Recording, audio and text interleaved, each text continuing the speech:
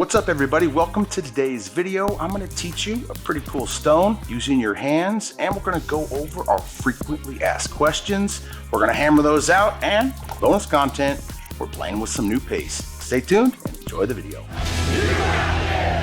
If you're a do-it-yourselfer wanting to learn epoxy countertops and finishes, you're in the right place. Subscribe right now. We teach you every step along the way, start to finish, how to build them, install them. Good job on finding us. And if you're an epoxy vet, you're also in the right place. We're going to have some fun. We've got brand new paste from Color Passion. These things are vivid, they're exciting, and we're going to have a good time using our natural earth tones epoxy kit to bust out a quick little marble. And we're going to go over some of our top frequently asked questions. You can find those on the resources tab on our website. So starting with number one, how much epoxy do I need? So that's going to depend on your finish, what countertop style you're going with. For your epoxy clear coat, that's going to be 3 ounces per square foot. For most hand milled marbles, that's also going to be 3 ounces per square foot. As you can see, I have a tape dam. I'm going to be doing in my exotic pour. That's where I mix up anywhere from 6 to 8 ounces per square foot. Add the colors, pour it back in the bucket, and pour it out. I'll let that thicken on here. Pull that tape dam about a couple hours after mixing, and then those edges look beautiful. To figure out your square footage, that's a simple formula. You're going to need the length and the width. Multiply those in feet, that spits out your square footage. If you have your square inches, just divide that by 144, that gives you your square feet. Then you multiply your square feet by number of ounces needed for your project, and start mixing. I got my mixed epoxy. We're going to divide it up into separate mixing cups. These are my base colors, the majority of the epoxy. Then we are followed by all these accents, and I'm only going to use a little bit. I'm going for a subtle exotic pour. Most times they get pretty loud, wild. I do them a lot on my shower walls. So I'm adding a couple pastes. That's going to be my larger accent. My normal Stone Coat powders are going to be the small accents. Those are going to go into the bucket, and then we're going to accent this marble that we pour right out of this bucket with our Color Passion pastes. Let me know in the comments, have you been enjoying the new paste content? We've been making a lot of it lately. I'm in love with them. They're just so vivid. They float well. You do not need to be an artist. On one piece, we tried to make mud, and then we just torched ISO. She came right back to life. That was the pastes doing all the work for you. So go check out that video after this one. We're going white. Pure white is my main base color.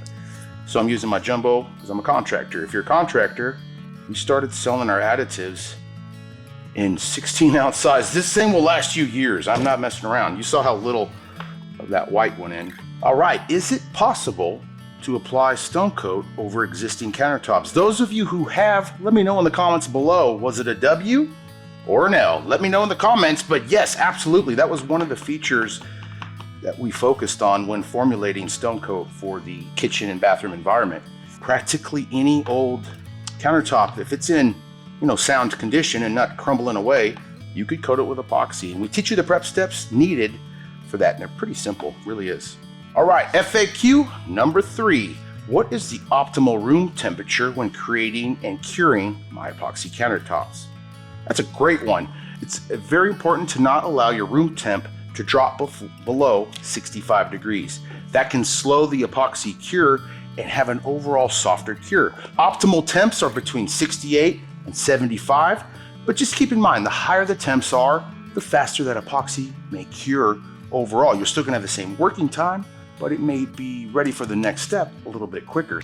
So also keep in mind the humidity. The higher the humidity, that's also gonna speed things up and get that epoxy to gel a little bit quicker. Optimal relative humidity for your pouring conditions is gonna be 55 to 65%, and you're gonna wanna maintain the temp and humidity for that first 3 days for an optimal cure. All right, FAQ number 4. Does Stone Coat Epoxy products have offensive odors? The answer is no. We also designed Stone Coat Epoxy to be poured in small bathrooms. Very, very extremely low VOCs, practically zero. No smell whatsoever. No need for a respirator while working with the products. When the product is cured and you're sanding in between steps, that's when you want to grab your respirator. You never want to breathe sanding anything, especially epoxy. Is Stone Coat Epoxy durable and heat resistant? Absolutely. The heat resistance is up to 450 degrees Fahrenheit. I wouldn't recommend setting hot pots on it as a daily activity activity, I wouldn't recommend that on granite or any countertop surface. But if you happen to miss it, that epoxy will not ruin. It may get a little soft, but as it cools, it returns to its original hardness. Keep in mind, epoxy is a curing product. So it's very, very light use the first 7 days, followed by a full cure in 30. So I tell the customers, keep heavy items off the first couple weeks and do not slide anything across those countertops the first 30 days. To speed up that process and to get to using those countertops a lot quicker, and also to bring that durability to maximum, we recommend the Ultimate Top Coat. It's also going to get those countertops to last even longer in high traffic, high use homes with a bunch of kids. Whenever I do an exotic pour, I'm doing a wash coat. What is a wash coat? This is a small amount of resin that just lubricates the board. The epoxy is going to flow much better on this than it does the dry paint. Okay, wash coat is applied. This is copper metallic from Polycolor, and I'm talking Drizzle. That's it. Give it a quick swirl. We're trying to go subtle, but with major whites and browns. I normally don't mix these. I don't know why. It was just kind of a rule of thumb, but this is going to be pretty. So most cases, I'm kind of, as the bucket builds, I'll pour the epoxy slower. I'm building just random puddles of resin in there, guys. That's, you know, you've seen me make them. But for this case, I'm going to be doing a little extra melding in the bucket. I've done copper, I've done white. Let me get some dark bronze, a little more white. Now you can kind of pour from higher up, and it'll do some blending all on its own like that. This is every additive in the Natural Earth Tones kit, and you can customize it just by changing the ratios of colors you do. You can check out on our channel, we'll leave a link in the description, of a couple videos where I'm using the Natural Earth Tones kit. Very simple recipe to follow. I think I'm going to give it a little more diamond dust, and then we're pouring it out. So if you're having fun, if you're learning some stuff, if you're catching up on those FAQs, crush the subscribe button, like the video, even do us a solid, share it with your friends. That really helps this video grow, helps the channel grow, and helps us bring you some amazing content. So as you see, guys, I pull, we get the striations. Now compare that to pushing, where I'm gonna push this way, and let's compare those veins. Both pretty subtle because of that mixing, but this one's even a hair more subtle. It's kind of putting color on top, blending it one more time as they level out. And then we're gonna add some loudness back, or some visual interest and accent veins using those pastes. You also saw I kind of went striated. Now look, I went a little crazy. Now let's get back to those FAQ guys. You guys are probably screaming, typing, Mitch, we want more FAQs. We just need a couple questions answered. If you're that close to trying, give our pro program a holler. You could go ahead and book a call with one of our pro program reps. You don't have to be a pro, but if you want the best price and you're going to do your kitchen, holler at them. It's our white glove service at Stone Coat Epoxy. That's what set us on the map initially, was that customer service and care that we cared so much about. So to help fill up our little dry areas, this epoxy is going to be moving for hours. That's another great feature. FAQ number 6, how long do I have to work with the epoxy? I don't know if it's a really FAQ, but it's a very important question. Is it? Okay, cool. I won't say that then. That was the next one. Am I out of the shot? All right, FAQ number 6. This is a good one. How long do I have to work with the epoxy before it begins to cure? That is a very important question, and that depends on a couple factors. How long do you let it sit in the bucket? The longer you let it sit in that bucket, rambling on teaching FAQs, the quicker that's going to begin to start to gel up and cure. So best practice, mix for 2 minutes, scrape the sides, mix for about another minute, get into your cups, add the colors. Then we're going to pour that out. That's optimal best practice. It's a real solution to your old worn out surfaces to bring them to this decade for way less than paying a professional. All right, guys, we could see here, we have a couple little spots drying. This product is gonna be moving, like I just said. I can work with it for 50 minutes. I could torch the air out even a little bit longer, but it's still gonna be moving and self-leveling for up to 2 hours. To encourage the epoxy to move and self-level in our little pockets of dry, it's easy. We're gonna use a heat source, heat gun, or a propane torch. That's also gonna eliminate all the bubbles we incorporated adding colors. I'm gonna pass the surface about an inch or so up with the propane torch head. This is your most efficient way to get rid of the air bubbles and get that epoxy to move a little bit. Here's another one of those trouble areas. I'm gonna touch and go is what I call it. This is a pro tip. Get in, get out. Get in, get out. We don't wanna sit here and overheat. You could kind of smoke off that top layer and it almost insta-cures. If that happens, you could pull it right on out. But if you give it a couple seconds to cool off, it'll be just fine. So that's where if I had a black wash coat, I'd have a very fine black line there. So right here, I don't have any wash coat. If you find spots like this, use that leading edge, and now this will all self-level over. Guys, this is it. This is our natural earth tones kit. I could do a couple more things here. We could have stirred a little more, but it's not bad. We're about to bring in some accent veins, but I'm digging how this looks. You could see some of the natural selling here. The 91% isopropyl would encourage this in a more dramatic fashion. Now let's get to these pastes. Let's get to steal the show with some of these vibrant paste. That's why we love them here. It's a trifecta of epoxy colorants. When you have the dyes and the metallics all fighting one another, and now the paste accenting, it's fabulous. This looks a lot like real stone, where the molten stone just fuses together as Mother Nature made it over millions and millions of years, and we're able to copy it with a product for a few $100s. That's amazing. So again, I'm using like paste colors. This one is our Bronze Passion. So I'm gonna bring it right along this fissure. So I load up my stick and then I let some drizzle off, and then I'm gonna just take it in and ride along a fissure and make a happy little thing. If you want to make better accent paints in your epoxy, whisper. Holy Toledos, look at that, man. Do you see the visual difference there? Very beautiful. So you can make more stunning showpiece veins instead of the whole thing being that. Imagine if this was an accent in your kitchen, or the copper.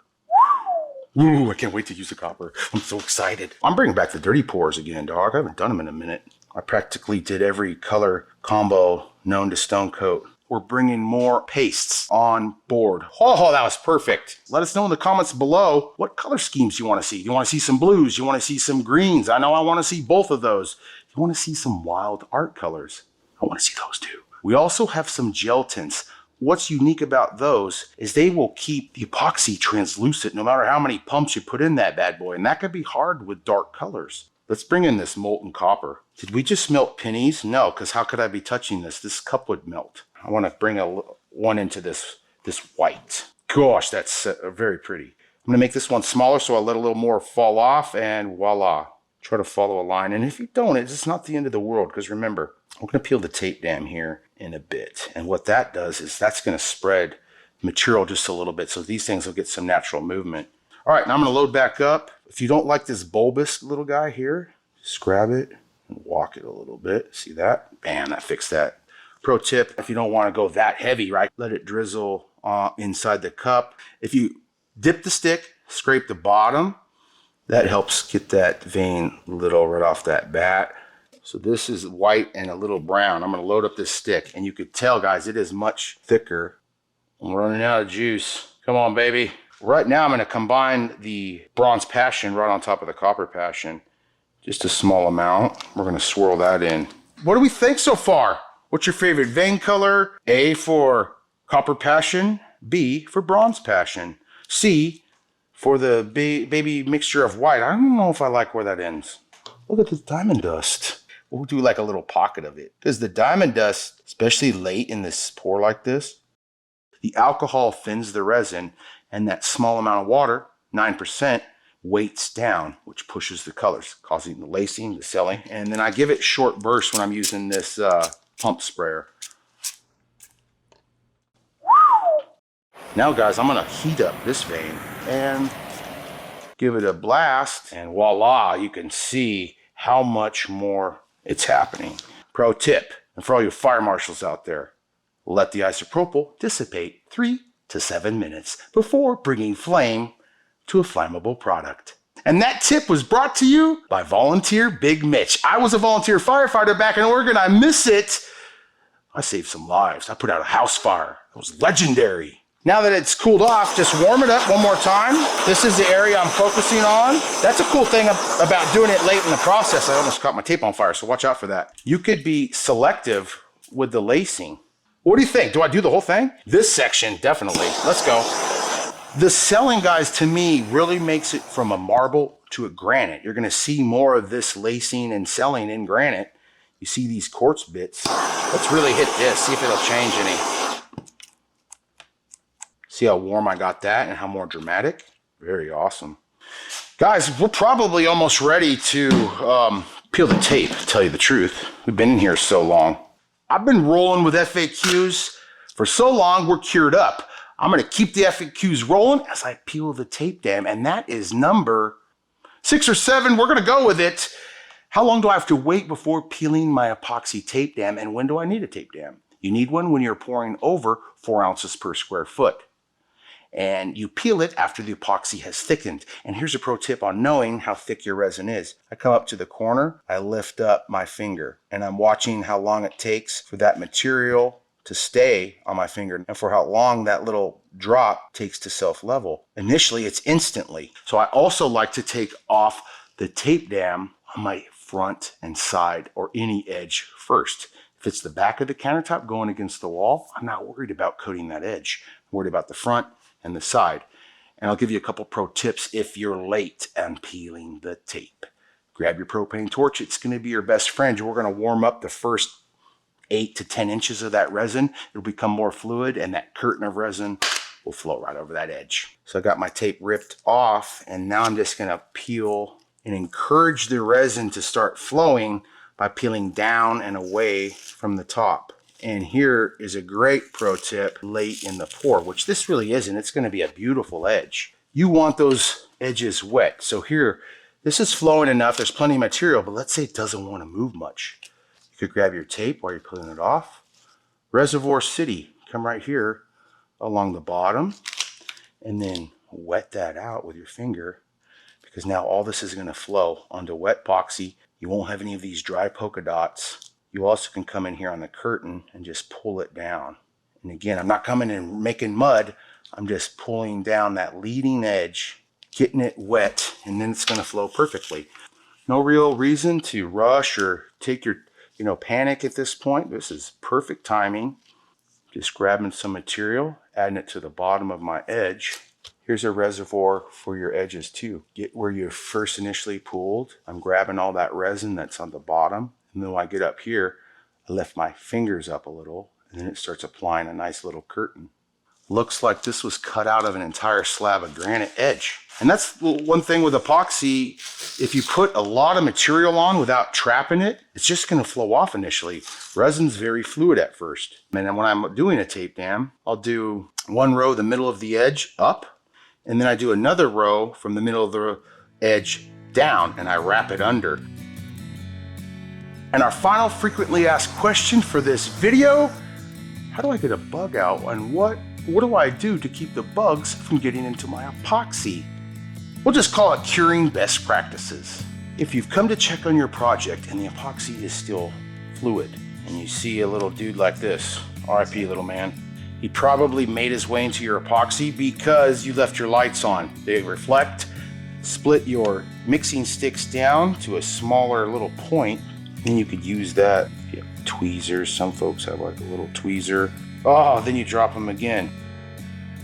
All right, that's gone. So I said, kill the lights. That's gonna keep the bugs from slamming right into this project. You're also gonna keep the temperature at that ideal curing range above 65. We're talking 68 to 75 degrees for at least the first 3 days.